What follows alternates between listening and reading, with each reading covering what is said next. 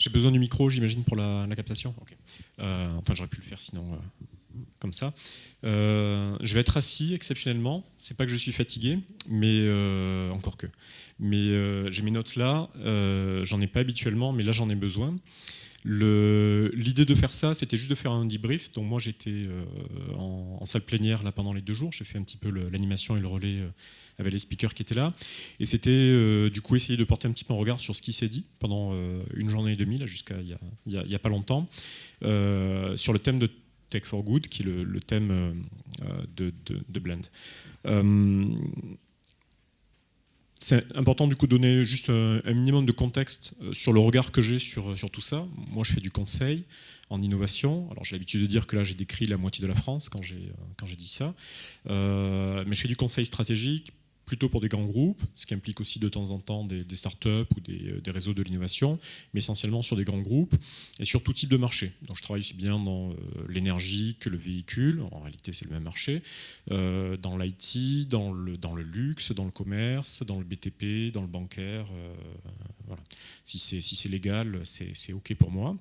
Je suis pas basé en France depuis quelques temps, mais c'est pas très important. Je travaille en Europe.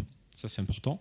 Et je travaille aussi depuis la fin des années 90 régulièrement en Chine. Donc c'est un marché que je connais très mal, mais que je connais très mal depuis très longtemps.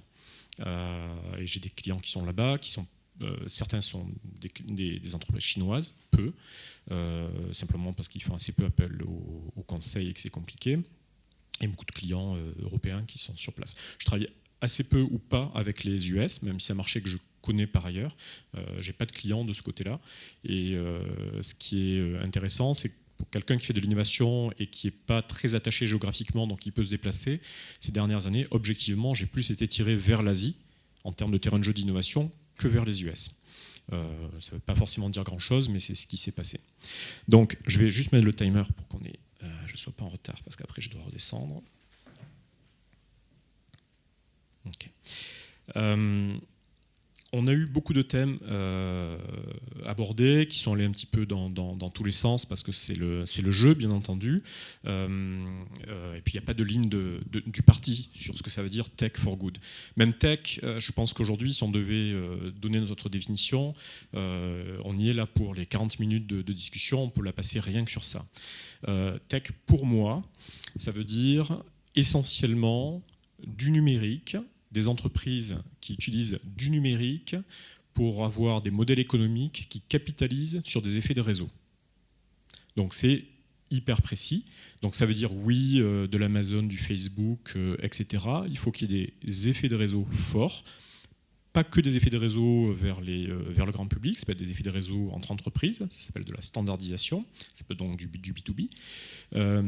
Mais le cœur du sujet, pour moi, je pense, c'est vraiment le fait que ce qui a créé le plus de valeur financière depuis plus de 10 ans, ce sont les effets de réseau et leur capacité à être, explosifs, et 2, ensuite, à créer des monopoles qui sont indéboulonnables en termes de marché.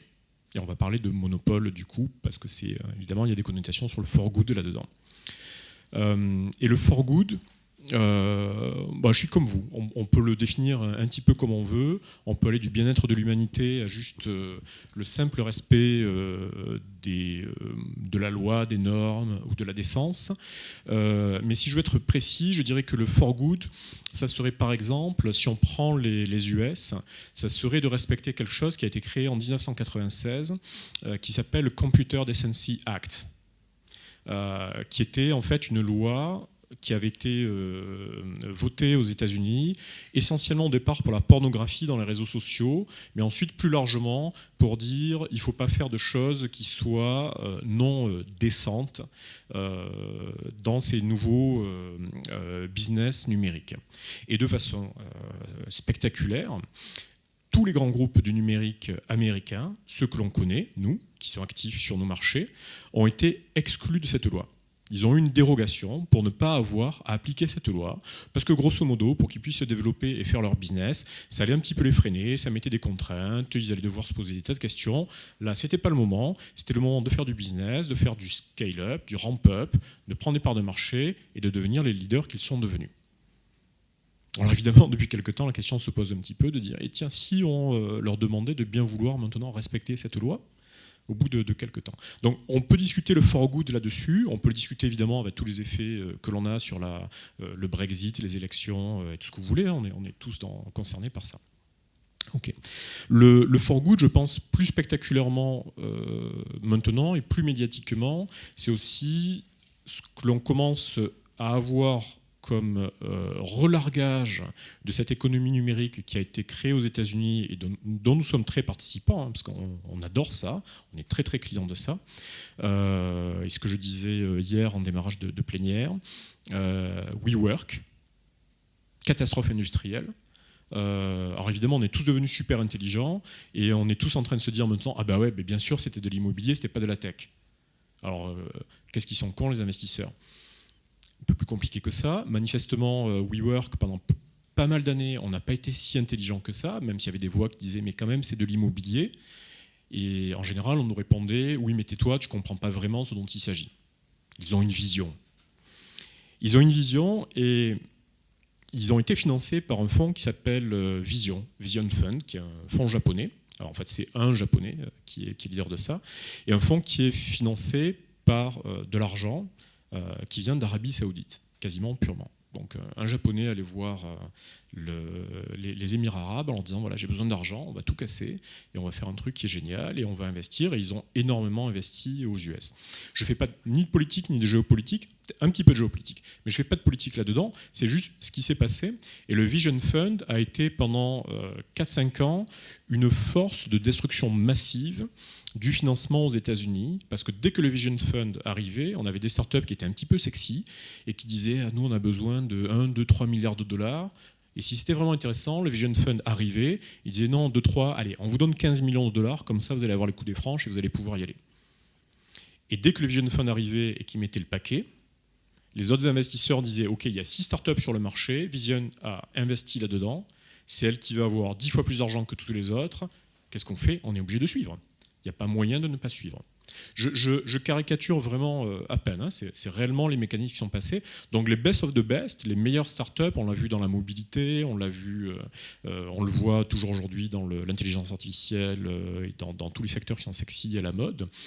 Ça a été vraiment drivé par un effet d'opportunité majeur parce que quelqu'un arrivait avec un énorme paquet d'argent et disait ok, c'est eux qui vont gagner parce que c'est eux qu'on finance le plus. Et quand je vous disais tout à l'heure que ce qui est vraiment important pour moi, je pense, de comprendre quand on dit tech, c'est les effets de réseau, c'est que ces effets de réseau, une fois qu'ils sont mis en place, une fois qu'on a un Uber dans 30 capitales américaines et européennes, il n'y a pas un Lyft derrière. Il n'y a pas un zboubilou.com non plus derrière. Il y aura juste un Uber. Parce que nous, clients, n'auront pas navigué entre 36 applications. Bien sûr, nous sommes tous très tech avertis et malins, donc plein d'entre nous ici à Blend, on a des stratégies super élaborées, j'imagine, mais en réalité, le cœur de marché ne fait pas ça. Il y en a un qui gagne, vous avez vos photos de vos enfants sur Facebook, faites vos recherches sur Google, etc. J'enfonce des portes ouvertes. Cet effet qui a l'air assez simple, il est important à comprendre, et il est tellement simple que je pense qu'on l'oublie beaucoup. Et quand on a un WeWork qui se casse la gueule, quand on a un Theranos qui est de l'escroquerie scientifique, quand on a un Uber qui a ses propres casseroles aussi à plusieurs niveaux, et quand Facebook a été convoqué combien de fois maintenant devant le Congrès américain? 3, 4, 5 fois, on ne sait plus, et puis 10 fois, 15 fois, qu'est-ce que ça va changer? Je disais aussi hier, on n'a pas de nouvelles de Google, donc ils sont très contents, les scandales sont ailleurs, on ne les regarde pas, ils font leur truc tranquillou. Mais on a ces effets un peu catastrophiques qui apparaissent dans les marchés, et on a un vrai maintenant sentiment de défiance qui est justifié par rapport à ces gros acteurs de la tech. Pourquoi on y a échappé en Europe? Parce qu'on n'en a pas. Il ne faut pas se leurrer, hein. On aurait eu exactement les mêmes effets si on avait vraiment de gros acteurs de la tech en Europe. Ça, qu'est-ce que ça veut dire d'un point de vue macroéconomique pour moi? Parce que moi, ce qui m'intéresse, c'est les années qui viennent. On a eu 10 ans, à peu près de 2007 à aujourd'hui, où on a eu un vrai effet d'emballement sur la tech. Donc 2007-2008, la tech, comme je l'ai défini, a été une valeur refuge financière dans laquelle après la crise immobilière des subprimes aux États-Unis qui nous a frappé avec un petit peu de retard, les gens ont reporté toute leur capacité d'investissement et ça a payé. Si vous avez investi dans de la tech en 2008-2009, aujourd'hui, ceux que vous avez investis vous ont rapporté beaucoup d'argent. Trump a été élu, le Dow Jones a continué d'exploser tranquillement, enfin, c'est très robuste, hein. On peut penser ce qu'on veut de Trump, à la fin, la bourse est contente, la tech va bien, et jusqu'à présent, c'est bien allé. Là, il y a une vraie chance que ça s'arrête, que ça se pose, mais en général, ça ne se pose pas calmement. En général, quand on parle de finance, ça explose et ça dépolymérise très très vite. Quand il commence à y avoir des gros poissons qui s'en vont, les choses disparaissent très très vite et le marché s'écroule. Après, il repart, hein, mais le marché s'écroule pendant un moment. Je ne sais pas s'il va y avoir une explosion d'une bulle quelconque. Il y aura certainement une vraie déflation des marchés tech. Et ce qui va se passer, parce que nous, ça nous arrange en Europe, c'est probablement qu'on va avoir un petit peu, nous, de temps de réaction en Europe par rapport à tout ça. Vous comprenez ce que je veux dire? Si le marché américain commence à se ralentir et à être un peu en déflation, nous, comme on était assez en retard, on a peut-être une chance de reprendre pied et d'imposer des valeurs et d'amener des choses. Là où je ne suis pas quelqu'un de super optimiste, la différence entre les optimistes et les pessimistes, qu'en général les pessimistes sont mieux renseignés, je pense qu'on va quand même mettre du temps à comprendre qu'on a une opportunité et qu'on va réagir que dans 3-4 ans en Europe et que les Américains seront déjà repartis, ont déjà recréé du vent dans leur voile. Mais on a cette opportunité. Tous les scandales que vous voyez aujourd'hui, ce sont des effets de déstabilisation qui, comme nous ne sommes pas leaders, finalement nous concernent un petit peu moins. Ça, c'est intéressant.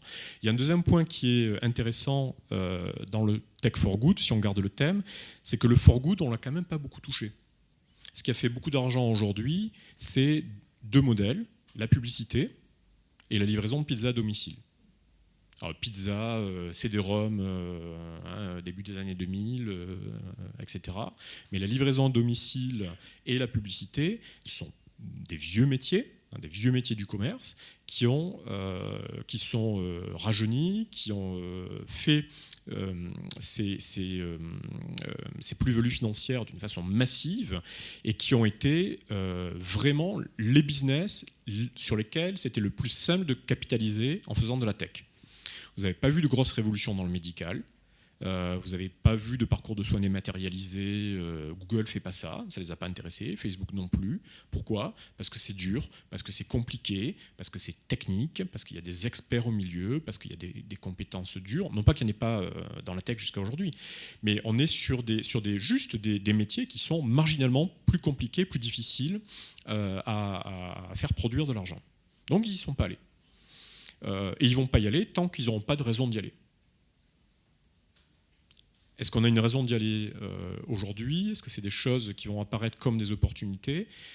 Il y a un message moins fort que j'ai, c'est que s'il n'y a pas d'opportunité économique, il ne va pas se passer de for good. Ce n'est pas du cynisme, hein, c'est du pragmatisme. Tant qu'il n'y a pas de réalité économique à la clé, il n'y aura pas de for good qui sera derrière. Et est-ce qu'on peut voir ces réalités économiques apparaître sur nos marchés? Je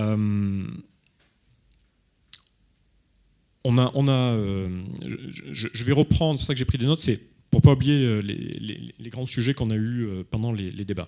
On a beaucoup parlé de design et on a beaucoup parlé de l'influence du design sur la tech et à quoi pouvait mieux servir le design dans la tech, etc. Alors ça, c'est un sujet qui est intéressant parce que du coup, on pourrait se dire, par exemple, si on veut reprendre pied dans ces marchés du numérique, être un acteur puissant en Europe, des acteurs puissants en Europe, il nous faut du bon design. Définition de design. On peut le faire de tas de façons. Est-ce qu'on a besoin de bon design pour faire ça? Bon, oui, on a toujours besoin de bon design, donc la question elle est un petit peu molle. Mais du bon design, ça veut dire quoi? Alors les designers vont vous expliquer, on est passé du moment où on faisait de beau packaging à du moment où on faisait une belle expérience. Ensuite, on a maintenant du design émotionnel, donc on monte de plus en plus en valeur dans le design. Et maintenant, on parle de design de valeur. Tout ça, c'est super. Et on bouclait sur cette discussion tout à l'heure en plénière, et on disait, mais si la solution, c'est d'avoir un vrai design de valeur, c'est-à-dire on suit les designers dans leur logique, mais est-ce que c'est pas juste un boulot d'entreprise d'avoir des valeurs? Est-ce que c'est un boulot de designer?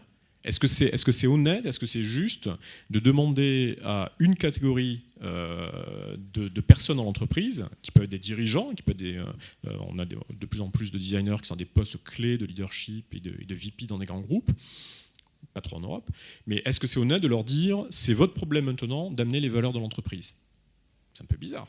On ne le demanderait pas des ingénieurs, on ne le demanderait pas aux financiers. Et si on suit en fait un petit peu cette discussion, on va se rendre compte assez vite qu'aujourd'hui, vous prenez, moi j'aime bien faire ça, vous prenez, vous savez, le mission statement, la mission de l'entreprise.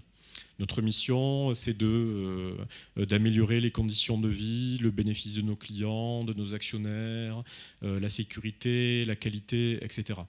Ça ne veut rien dire.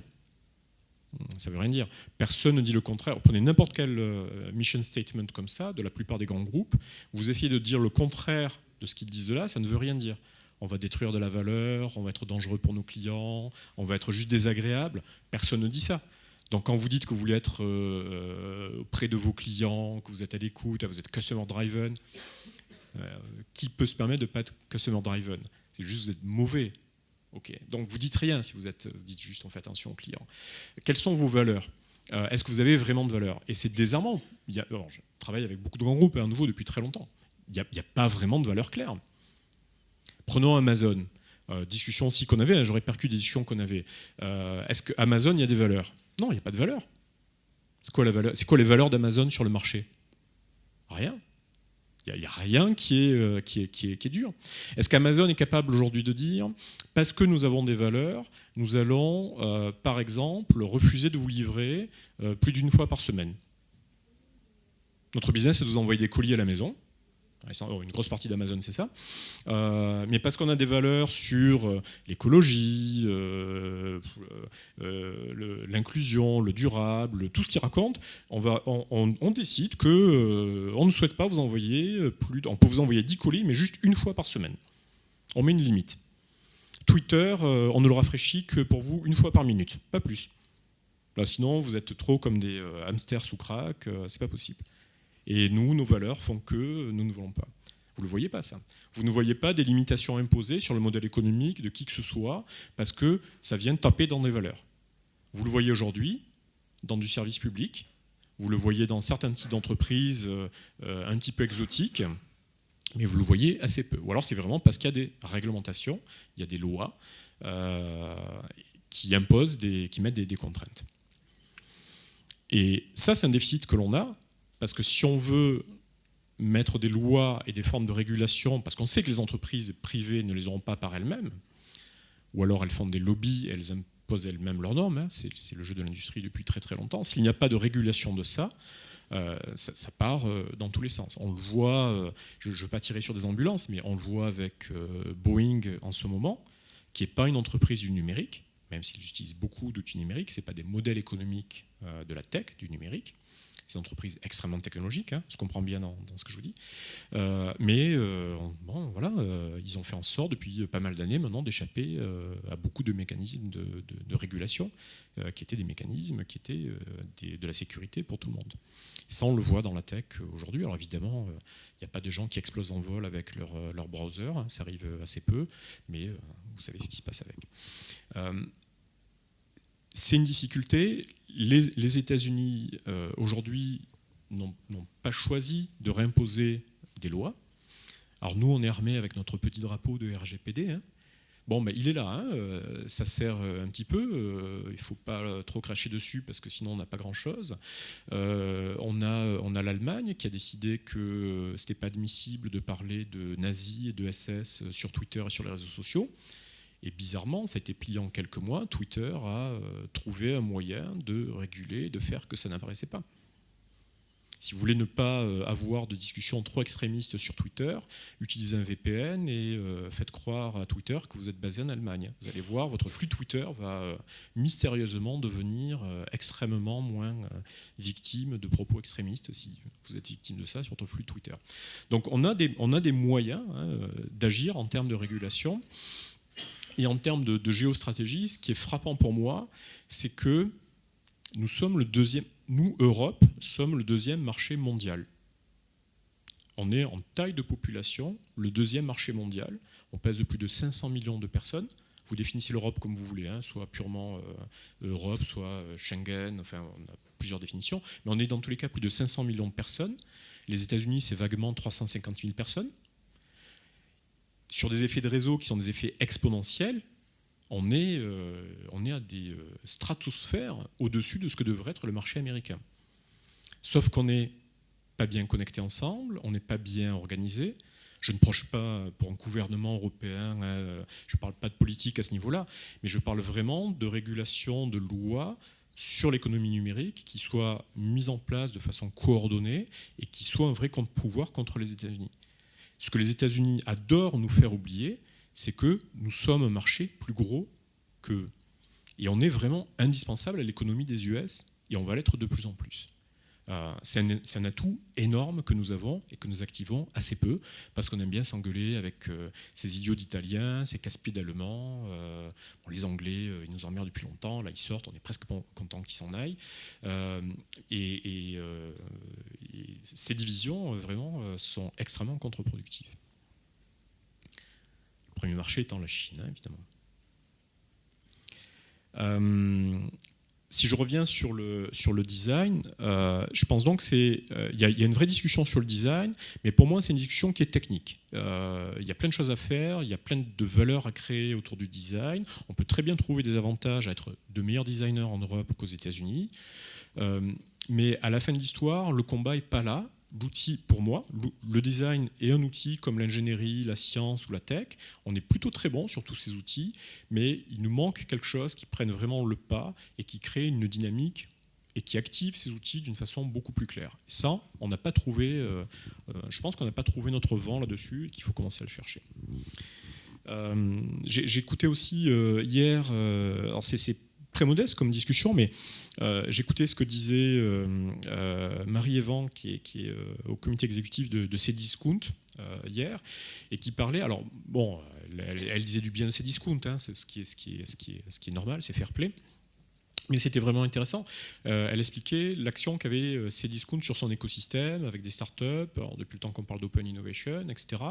C'est peut-être pas des choses qui sont extrêmement sensationnelles pour des gens qui font de l'innovation tous les jours, mais c'est des choses qui sont pratiques, qui sont là, et qui sont aussi une façon de gérer de l'écosystème, de créer de la dynamique, de créer de la masse autour d'activités numériques. On écoutait tout à l'heure aussi Algolia qui parlait de comment ils ont fait le scale-up de leur API de recherche sur la planète. C'est des choses qui sont intéressantes et donner des moyens, des outils et permettre à ces entreprises de prendre la vitesse, de se différencier stratégiquement au niveau français, au niveau européen, c'est créer des contre-feux aux outils américains que nous consommons tous parce qu'ils marchent fantastiquement bien. Donc, quand je dis ça aussi, je suis assez pragmatique à nouveau sur la partie économique. J'essaie de ne pas vous dire que si on régule, ça va bien se passer, parce que ce n'est pas le cas. Ça va aider, on en a besoin, il ne faut pas l'oublier, mais il faut qu'on ait des approches, je pense, qui soient plurifactorielles et qui attaquent le gros problème que l'on a maintenant depuis 10 ans à plusieurs niveaux. La discussion aux États-Unis en ce moment, alors il y a les élections, mais bizarrement les républicains comme les démocrates sont assez d'accord pour prendre le sujet de, vous avez dû l'entendre, break them up, cassons les monopolies. Là on a vraiment la sensation qu'aux États-Unis, ils ont vraiment envie d'aller casser les pieds à Facebook, Amazon, aux autres, et à les rendre un peu plus calmes.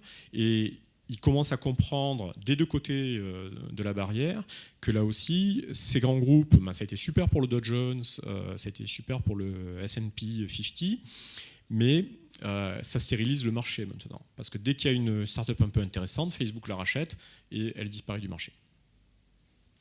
Ce qui s'est passé dans les années 90 avec Microsoft a été un exemple extrêmement intéressant. J'ai eu plein de discussions sur ce sujet-là dans les couloirs. Microsoft n'a pas été détruit dans les années 90. Microsoft a été attaqué comme un Monopoly et Microsoft a dû se défendre. Le résultat net de ça, c'est que Microsoft a été ralenti. Ça ne les a pas tués, ils ont toujours gagné de l'argent, ils ont fait de la croissance, mais moins vite. Ils ont perdu des progressions de parts de marché, ils n'ont pas perdu des parts de marché. Et pendant qu'ils étaient ralentis, le jeu s'est un petit peu calmé et d'autres entreprises sont apparues. Si on regarde du côté, dont je vous ai dit, moi je suis en Chine assez régulièrement, là il y a eu un gros boom sur les véhicules électriques en Chine. Il y a 6 mois, le gouvernement chinois a dit ok, maintenant vous, opérateurs privés, investisseurs privés, vous arrêtez d'investir dans les véhicules électriques. Pourquoi ? Parce que ça part en surchauffe. Et ça, on ne le veut pas. On veut garder un niveau de concurrence entre les acteurs du marché qui soit relativement OK pour être sûr qu'on reste dans une dynamique de croissance sur le moyen terme qui soit correcte et qu'on n'ait pas des effets de type Uber avec un qui va gagner, qui va étouffer ensuite notre progression à long terme sur le marché. C'est intéressant, hein, on est du coup complètement l'opposé d'une économie libérale, etc. C'est une économie absolument régulée par le pouvoir, mais avec une stratégie de dire, pour pouvoir créer de l'économie forte et gagner beaucoup d'argent, nous, on met une régulation de bourrin sur le marché en disant, vous arrêtez d'investir. Oui, mais non. Et quand le gouvernement chinois vous dit non, vous ne relevez pas la main pour dire, mais si, vraiment, on va le faire. Hein. Je veux dire, c'est quelque chose qui n'est pas possible. Nous, Européens, ne sommes pas sur une solution qui sera l'américaine, on ne serait certainement pas sur une solution qui est la chinoise, mais notre solution à nous, c'est quoi ? Et là aussi, comment on crée, nous, une logique qui est une logique européenne par rapport à ça ? Pas de réponse aujourd'hui.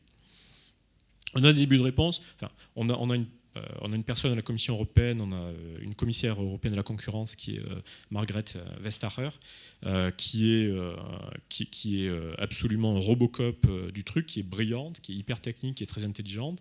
Elle est un petit peu seule, on verra ce que ça peut donner.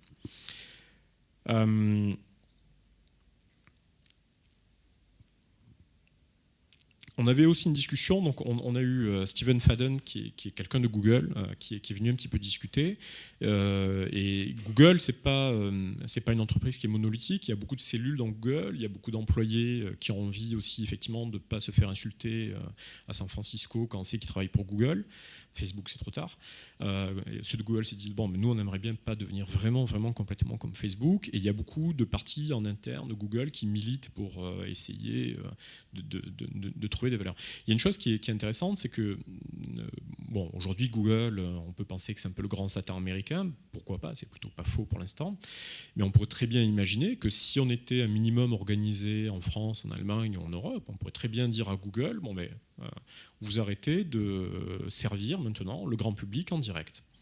Il n'y a plus de Google Search en Europe pour Philippe Méda, pour Robert Boudu, pour Micheline Jacquard. C'est plus possible.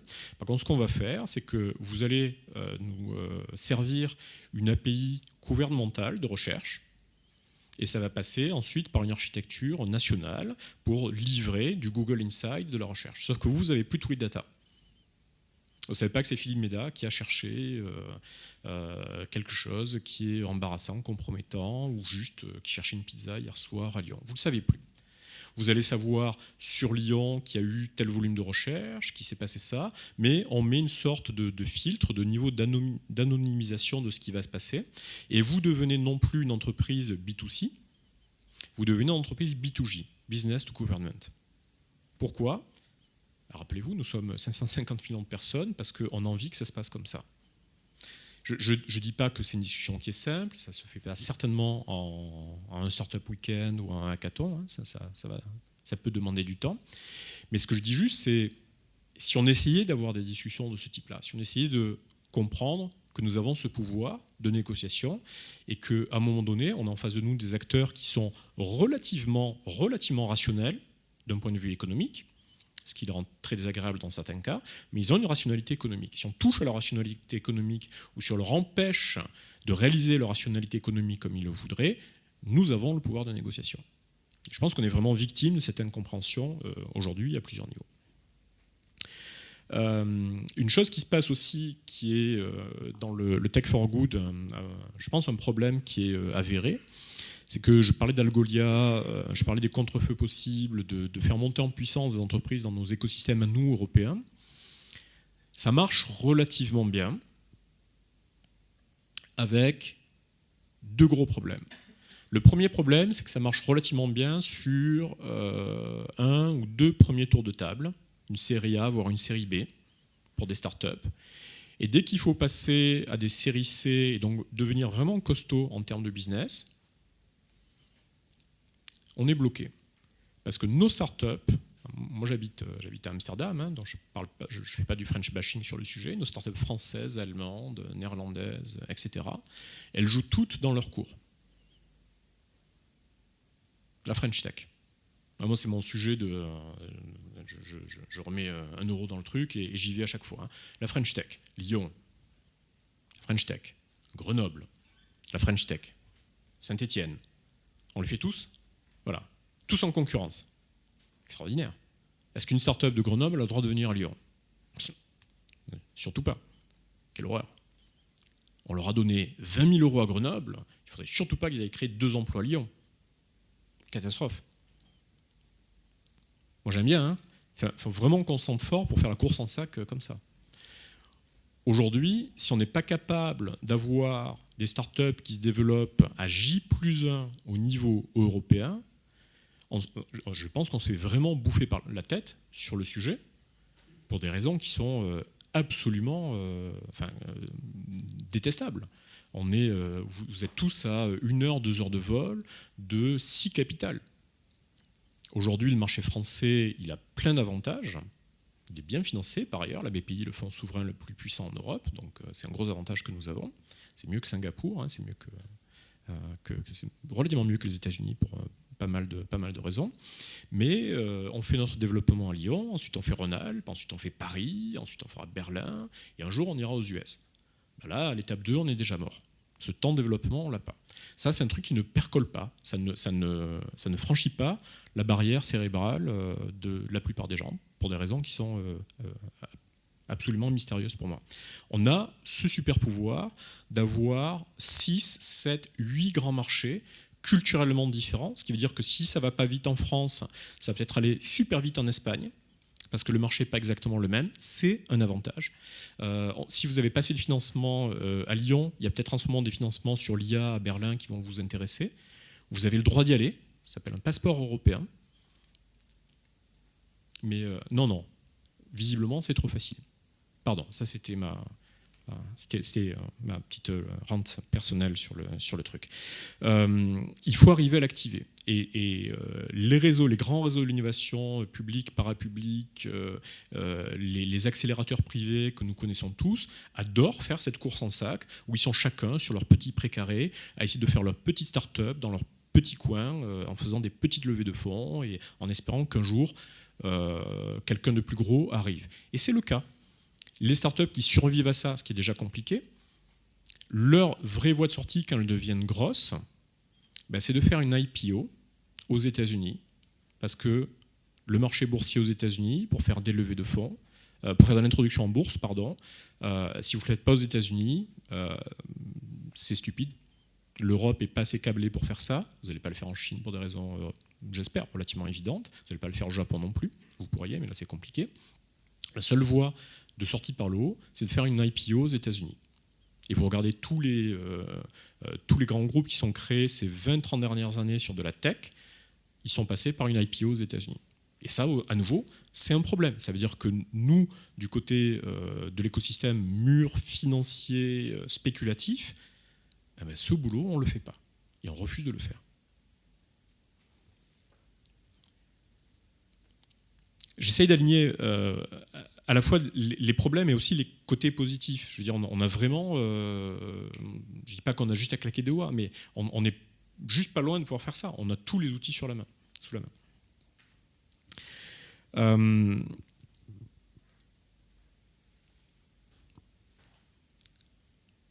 Le credo que j'ai vraiment, c'est que on dit tout ça, on a toutes les compétences dont on a besoin. Je ne suis pas sûr qu'on ait toutes les logiques dont on ait besoin. Alors c'est vrai qu'il y a plus de designers aux États-Unis dans la Silicon Valley qu'ici. Nos bons ingénieurs partent dans la Silicon Valley parce que c'est là où il y a l'argent. On a de quoi capitaliser sur tout ça. La notion la plus simple et la plus efficace, c'est réellement de comprendre que nous sommes un marché massif. Nous sommes le 2e marché au monde et que tout ce qui peut nous amener à comprendre ça culturellement et à l'utiliser culturellement, c'est ce qui va nous servir le plus possible pour reprendre du pouvoir sur les États-Unis. Après, je ne sais pas si des entreprises du numérique, des géants du numérique qui se mettraient à exister en Europe seraient plus for good que des géants américains, mais ils seraient plus européens. Donc je pense que culturellement, ils seraient quand même un peu plus proches que nous. Et comme nous avons aussi un secteur public qui est très développé, contrairement aux États-Unis, dans tous les pays européens, on aurait aussi cette occasion de dire ce que ne fait pas encore la BPI, mais on pourrait imaginer, on pourrait rêver que la BPI se mettrait à le faire quand ils disent on va financer de la deep tech. Vous avez vu, maintenant on finance de la deep tech, on finance de l'intelligence scientifique. On arrête de faire les livraisons de pizza, surtout parce qu'on n'est pas arrivé, mais on se remet à faire ce qu'on faisait dans les années 80, c'est-à-dire financer du transfert technologique. Mais c'est plutôt bien ça, c'est intéressant. Ça, c'est un champ de travail européen. Les États-Unis ne l'ont pas fait. On a une opportunité énorme là-dessus. Si on se met à avoir des champions du biomédical numérique, si on se met à avoir des champions de la legal tech, si on se met à avoir des champions de la finance numérique. On n'a rien eu quasiment côté US depuis PayPal. Pas tout à fait vrai, mais on n'a pas eu grand-chose. On a tout un champ de possibles qu'on n'explore pas. Et dans le côté un peu course en sac qu'on aime bien faire aussi, je pense, et qui est absolument délétère, c'est nous de quoi on a envie dans les réseaux de l'innovation en France. On a envie de quoi?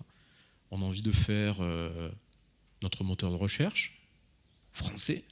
On a envie de faire notre Facebook français. On a envie de faire notre eBay français. Bon, je vous laisse dérouler. Hein. Si on laissait tomber ça, si on faisait autre chose, si on les régulait un petit peu, nous, si on allait dans les sujets durs. Dans toutes les discussions qu'on a eues, je vais juste conclure, et puis si vous voulez discuter un petit peu, on aura le temps de le faire. Dans toutes les discussions, on a eu plein de facettes de discussions intéressantes là, sur ces 2 jours, 1 jour et demi, vraiment plein de sujets intéressants.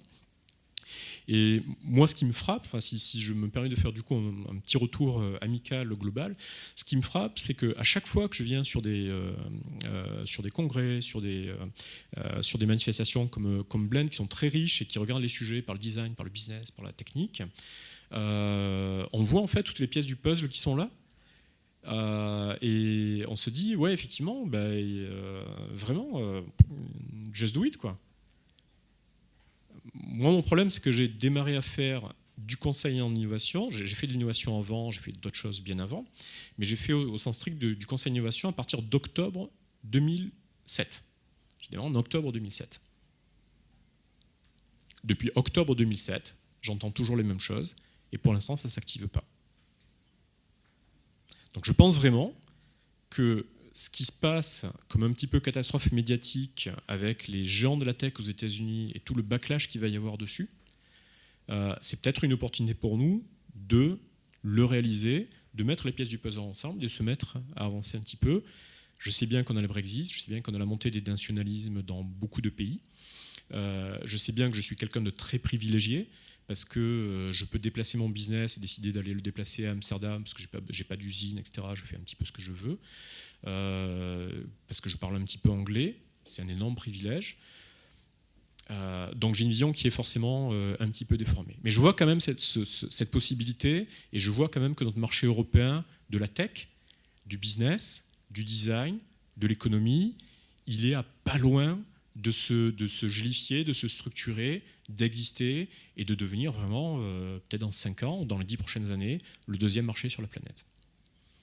Juste pour terminer, une chance que l'on a, c'est que si les États-Unis se cassent un petit peu la gueule et qu'ils nous créent un petit peu d'oxygène pour réaliser ça et avancer, on a une vraie chance, c'est que la Chine, pour l'instant, n'a pas trop besoin de nous. La Chine est toujours sur un énorme marché intérieur qu'ils n'ont pas fini d'épuiser. On pourrait discuter de ce qu'ils font et qui nous impacte quand même aujourd'hui de façon réelle, mais on a certainement 5 à 10 ans avant que la Chine vienne, d'un point de vue numérique, nous mettre sous pression. Ils vont nous mettre sous pression sur d'autres sujets. Ils produisent 5 fois plus de batteries électriques que les États-Unis. Nous, on a peut-être une gigafactory à Berlin là, qui va arriver dans 3, 4, 5 ans. Nous, on est en retard sur plein de sujets. Mais sur le numérique, la Chine va encore nous laisser tranquille pendant assez longtemps. Et j'y suis depuis très longtemps. Les entreprises chinoises sont très, très mauvaises à faire des marques. Elles ne savent pas faire des marques. On a eu Xiaomi qui a essayé d'arriver sur le marché. Ça n'a pas été très bon. DJI, les drones, ils ont plutôt réussi leur coup, mais on a très peu d'exemples de ça. Ça nous sauve les fesses pendant longtemps. Et les Chinois, mais c'est dangereux, parce que les Chinois ne sont pas pressés, ils sont sur un temps long, ils se donnent certainement 10 ans pour plier l'Europe, mais par contre, étape par étape, calmement, ils vont y aller, ils vont nous effriter, et le marché européen sera le leur à un moment donné. Enfin, ce sera le leur ou celui des US. On a 10 années passionnantes. Moi, je suis content d'avoir mon âge et d'avoir mon expérience aujourd'hui, parce que je pouvais peut-être un petit peu m'emmerder il y a 2-3 ans, mais là, on a 10 années absolument passionnantes de changements qui vont arriver, j'espère, pour le for good. Et même en étant très pessimiste, j'essaie d'y croire un petit peu, parce que c'est quand même pas très loin à attraper pour nous. Merci.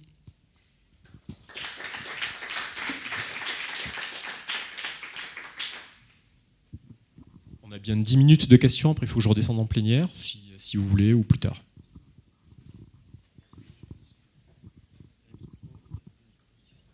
Philippe, tout simplement, est-ce que tu as des éléments de réponse qui, selon toi, expliqueraient pourquoi les entrepreneurs ont du mal à avoir cette vue du marché européen comme une globalité?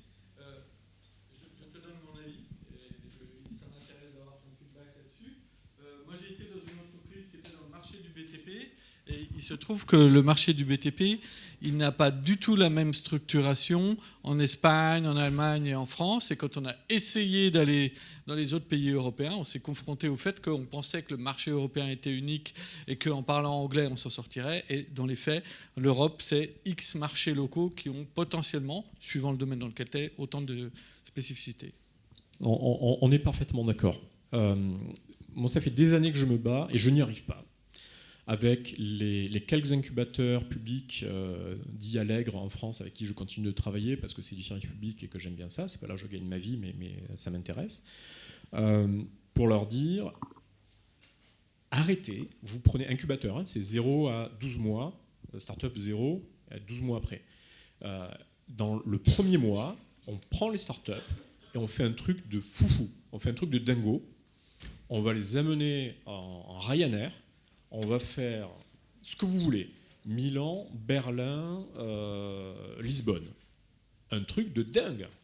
On les vaccine, on leur refait le DT polio, la fièvre jaune, tout ce qu'il faut. Et on les amène voir qu'ils ont des designers, qu'ils ont des financiers, qu'ils ont des ingénieurs, qu'ils ont des fonds, qu'ils ont des partenariats, qu'ils ont... on est avec un incubateur... Alors, je réussis un petit peu. On a l'incubateur de Toulouse commence à travailler avec Telefonica à Barcelone. Waouh, un truc de dingue, hein. 3 ans. Il y a eu 3 ans à les user sur le sujet pour arriver à réaliser ça. On y allait, objectivement, ça m'a pris 2 jours de travail, un petit peu de chance, mais Telefonica était super content de voir des startups qui viennent d'Airbus et qui leur amènent, Telefonica c'est Orange si vous voulez, et qui leur amènent des outils satellitaires pour faire des telcos, etc. Ça marche super bien. Et les startups disent ouais mais on va juste faire un Skype. Non, vous n'allez pas faire un Skype. Vous allez perdre une journée, vous allez voler, vous allez faire 2 heures de vol, vous allez vous poser, prendre un Uber. Ok, on fait marcher l'économie américaine, tant pis, on y va, et vous allez discuter 1 heure avec eux. Ces liens, ils ne sont pas créés. Et l'idée, c'est pas de dire... L'idée, c'est de dire, vous êtes une start-up, vous êtes à 12 mois de mourir, vous démarrez, vous êtes à 12 mois de mourir, meilleur des cas. Ok ? Donc, qu'est-ce que vous voulez faire maintenant ? Vous entêtez sur le marché français, qui est objectivement le plus averse au risque sur la planète ? Pas tout à fait. Après le Japon. Ok ? On est le marché le plus averse au changement sur la planète. Côté grands groupes, ETI, TPE, consommateurs. Vous vous entêtez à faire du changement sur ce marché, où vous avez une chance d'exister après, et si vraiment vous voulez faire de la baguette numérique, vous venez la faire après parce que vous aurez les moyens. Et pire des cas, juste allez recruter votre développeur estonien ou allemand, on a des super marketeurs à Amsterdam, au lieu d'avoir des gens qui ne sont pas efficaces là et là, où vous ne les avez pas trouvés, ils ont déjà été tous pris. Ouais, délocalisez vos équipes, faites juste ça. Mais démarrons quelque chose.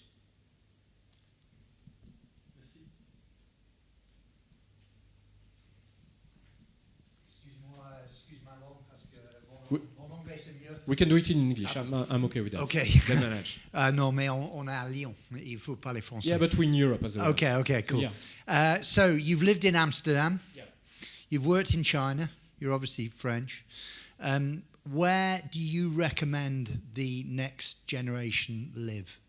Where would your next ideal city be to live? Ideally, in a big city where you can afford the rent. Because if you can, then your devs and your marketers can do that as well. So you don't go to London, you don't go to Frankfurt right now, because the people from London and finance are in Frankfurt and the rent are too high. You don't go to Amsterdam right now, maybe in the next month, but then that's it. You don't go to Paris. I mean, that's the worst place on the planet to start a startup. That's the worst, really. And on top of that, Paris is no one talking English in Paris. No one speaking English in Paris. Why would you go there?